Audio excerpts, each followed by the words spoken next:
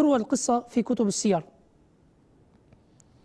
أنه حين بعدما قامت حرب اليمامة جاء سيدنا عمر رضي الله عنه وأرضاه إلى أبي بكر الصديق رضي الله عنه وأرضاه وقال له: يا أمير المؤمنين، إن القراء في معركة اليمامة قد قتل منهم كثير. يرويها سيدنا زيد بن ثابت فيقول: بعث أبو بكر إلي لمقتل أهل اليمامة، فإذا عمر بن الخطاب عنده.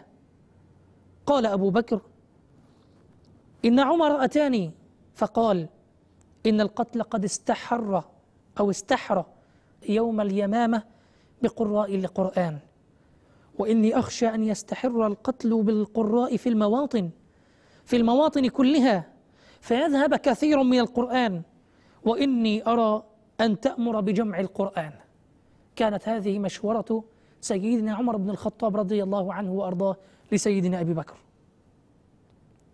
يقول سيدنا أبو بكر: قلت لعمر: كيف أفعل شيئا لم يفعله رسول الله صلى الله عليه وسلم؟ فقال عمر: هذا والله خير. فلم يزل عمر يراجعني حتى شرح الله صدري للذي شرح له صدر عمر، ورأيت في ذلك الذي رأى فيه عمر رضي الله عنه وأرضاه. صلوا على الحبيب صلى الله تعالى على سيدنا محمد وعلى آله وصحبه وبارك وسلم.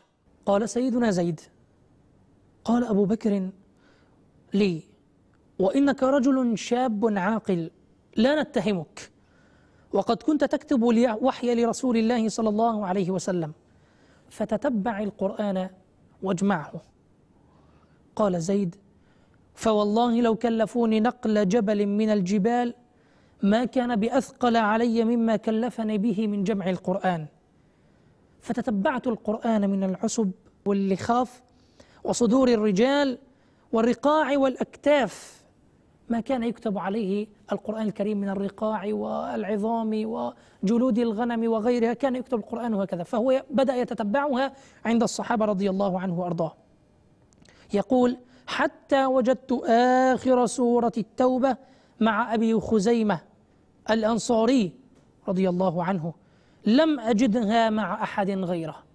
يقصد أنه لم يجدها مكتوبة مع أحد غيره، لأن كان منهج سيدنا زيد بن ثابت رضي الله عنه وأرضاه في جمع القرآن أن يأخذ القرآن المكتوب في أمام النبي صلى الله عليه وسلم ما عدا الذي حفظ في صدور الصحابة رضي الله عنه، ليكون عنده منهجان: منهج حفظ الصدور ومنهج التثبت الكتابة التي كتبت أمام رسول الله صلى الله عليه وسلم.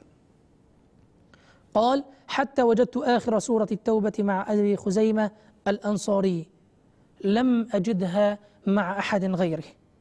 قول الله سبحانه وتعالى: لقد جاءكم رسول من أنفسكم عزيز عليه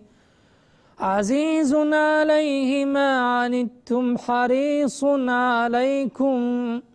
حريص عليكم بالمؤمنين رؤوف رحيم. وكانت الصحف عند أبي بكر بعد أن جمعها سيدنا زيد بن ثابت في مصحف ضمن منهجه الذي قام به، بقيت عند أبي بكر طيلة حياته حتى توفاه الله سبحانه وتعالى، ثم عند عمر طيلة حياته رضي الله عنه وأرضاه حتى توفاه الله سبحانه وتعالى، ثم عند حفصة بنت عمر رضي الله عنها وأرضاها، إلى أن قام سيدنا عثمان بن عفان رضي الله عنه بأخذ هذه النسخة ونسخها، كما سنتعرف على ذلك فيما بعد إن شاء الله تعالى.